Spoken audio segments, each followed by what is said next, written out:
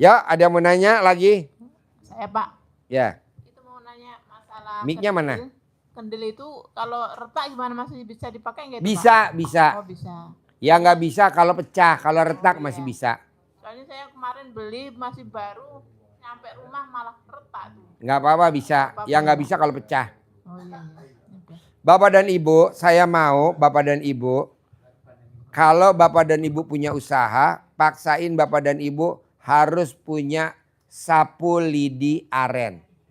Kalau ada yang mau ngambil pelanggannya Ibu, kalau mau ada yang ngambil customernya Ibu, itu tidak akan terjadi. Jadi pakai sapu lidi aren. Mana sapu lidi aren?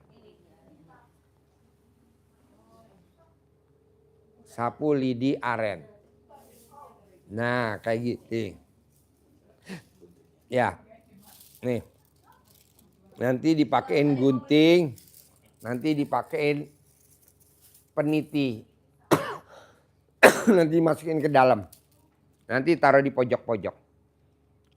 Toko sembako, toko apa, ini pakai ini. Kedua, kalau ibu lagi dikejar-kejar orang, debt collector, atau ibu dikejar-kejar siapapun, ibu harus punya sapu ijuk. Nah, jadi nanti supaya dia nggak datang ke rumahnya ibu. Nah, maunya saya sapu ijuknya yang nggak ada plastiknya. Jadi sapu ijuknya langsung nempel ke kayu. Jadi kayu begini. Sapu ijuknya langsung. Apa kelebihannya sapu ijuk Pak Haji? Ini kalau ditempelin di belakang pintu, maling nggak bisa masuk. Iya benar Pak Haji, nenek saya dulu ya, maaf ya, nenek saya itu Mana mic-nya? Mic-nya mana? Pinjam mic-nya tadi. Pinjam mic-nya. Ya, maaf ini saya bukannya pamer masalah nenek saya. Nenek saya satu desa itu orang kaya, satu desa yang pernah pergi haji nenek saya doang. Yang 3 bulan ya pergi haji. Itu waktu itu saya masih kecil. Dia ada maling ke rumah. Itu dia selalu menaruhkan seperti ini, ijuk langsung bikin kan dari pohon. Sama sapu lidi kayak gini beneran. Emang itu maling itu Muter-muter aja. Muter aja rumah. Terus kakek saya sama nenek saya itu kan berdua ya di tengah hutan. Di tengah hutan itu bukan di tengah hutan, tapi di rumahnya dia punya kebunnya aja banyak sapi, kebo, ayam, bebek semua dia punya. Sawah sama pun dia hektaran dari orang lain gitu kan. Nah itu malingnya tuh, maka kalau lagi panen itu kan naruh padi kan di luar tuh ya Pak ya, di rumah itu malingnya tuh muter-muter. Muter terus kakek saya sama nenek saya tuh mukulin dangdang ya. Iya. Tahu nggak dangdang? Iya dangdang yang buat masak. Terus penggorengan itu ditekan-tekan, ya udah langsung nih orang pada datang ya di situ. Akhirnya dia maling itu kan karena masih ada bijaksana, ya udah suruh pergi sama nenek. Itu emang kejadian itu dalam nyata, itu emang. Iya, ini ilmu karipan lokal. Jadi ilmu nenek kita zaman dulu, kakek kita zaman dulu. Jadi ini ditaruh di balik pintu, nanti maling nggak masuk. Kalau bapak dan ibu nggak mau ditagih debt collector, masang ininya di pintu gerbang. Karena kalau ditaruh di belakang pintu, tetap debt collector masuk sampai teres doang, tapi nggak bisa masuk ke dalam rumah. Tapi kan ibu keganggu, maunya kita biar debt collectornya muter-muter. Nah ini taruhnya di di belakang pintu gerbang. Kalau bapak dan ibu punya pintu gerbang atau di depannya tuh di jalan rayanya tuh taruh ini. Tapi kalau debt collectornya pasiennya RDAY ada ilmunya lagi yang bisa nembus. Gitu. Jadi kalau debt collectornya Pak Haji, saya pengen nembus customer saya nih nggak bayar utang, ilmunya ada. Nah, nanti diajarin. Jadi semua ilmu ada, semua ilmu pasti ada. Utang saya di bank kan masih 130 juta lagi ya. Itu kalau misalnya dengan cara lunas tiba-tiba itu apa? Utang nggak bisa lunas kalau belum waktunya lunas. Orang belum waktunya bunting nggak bisa lahiran. Nggak, orang kalau ibu misalkan belum kebelet BAB, saya suruh BAB nggak bisa BAB. Sekarang belum waktunya subuh, kita mau sholat subuh nggak bisa. Jadi kalau belum waktunya nggak bisa. Tapi penangkalnya tetap ini. Ini untuk yang dikejar-kejar manusia, ini kalau yang dikejar-kejar sama yang goib. Jadi dua-duanya punya kelebihan. Ini manusia, ini goib.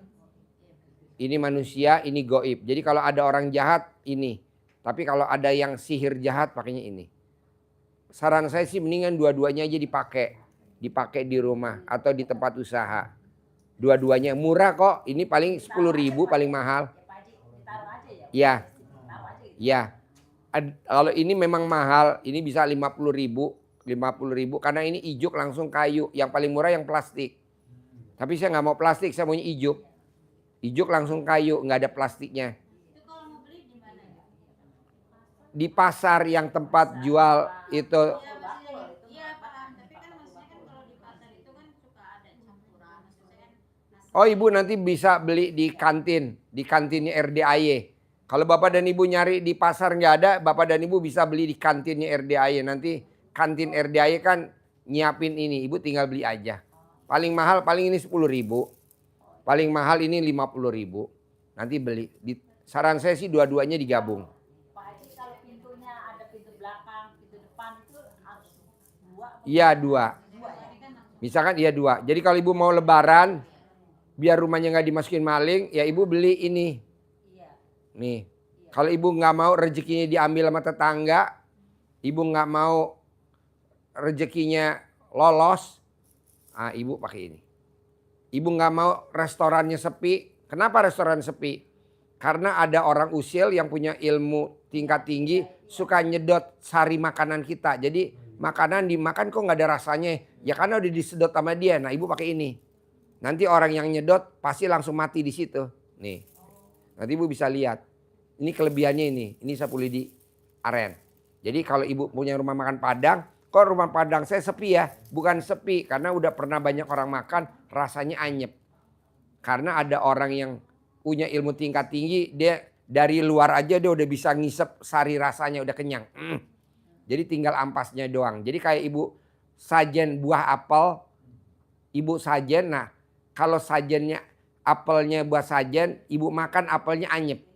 Atau kalau zaman dulu ibu lihat di kolong tempat tidur ada beras bubur merah bubur putih, ada kopi, ada rokok. Itu kalau kita minum kopinya udah anyep. Kenapa? Karena udah diisap sama si goib.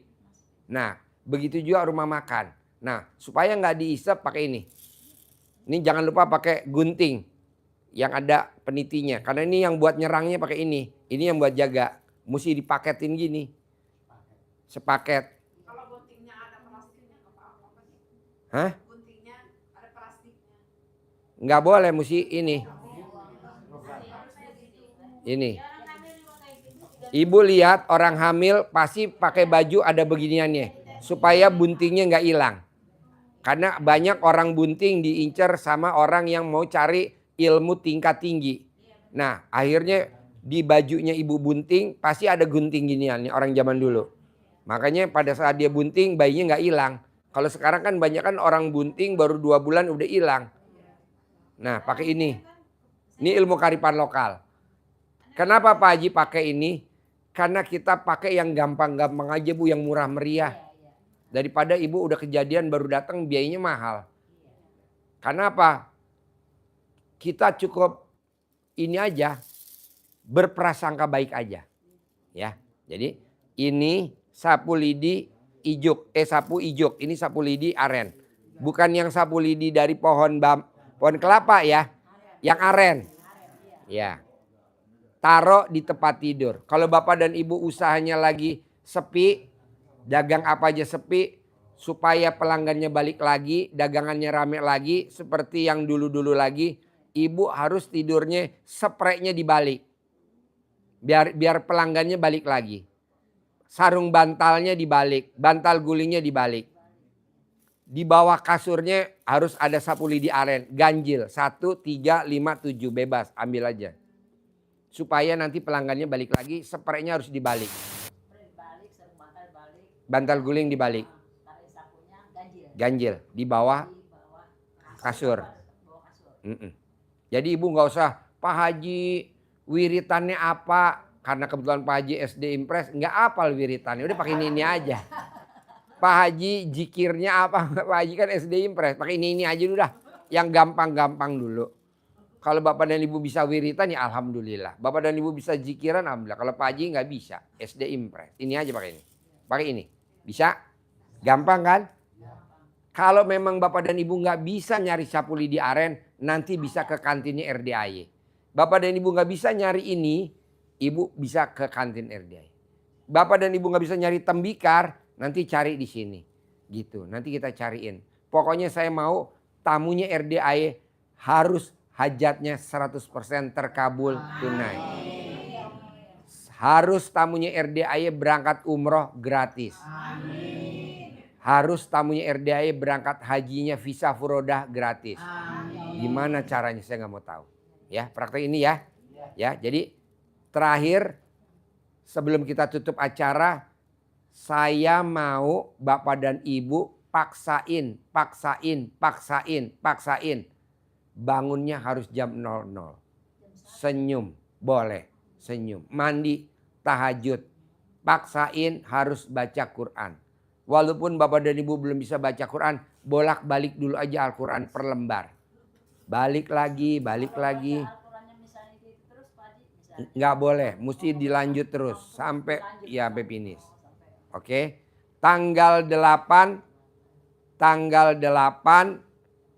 kita ngeberangkatin tamu-tamu RDIY dari Jawa Timur, Jawa Tengah dan Jawa Barat. Jalur utara kita siapin bus 10 bus. Jalur selatan kita siapin 10 bus. Nanti ngumpulnya di RDIY. Berangkat tanggal 8 jam 8 malam dari Hotel Borobudur, Yogyakarta. Tanggal 23 kita dari RDIY ngeberangkatin anak yatim yang mau berangkat umroh di Ramadan untuk liburan wisata sedekah ke Jogja dan ke Klaten. Nginepnya di Hotel Orchid, Grand Orchid Malioboro, Yogyakarta.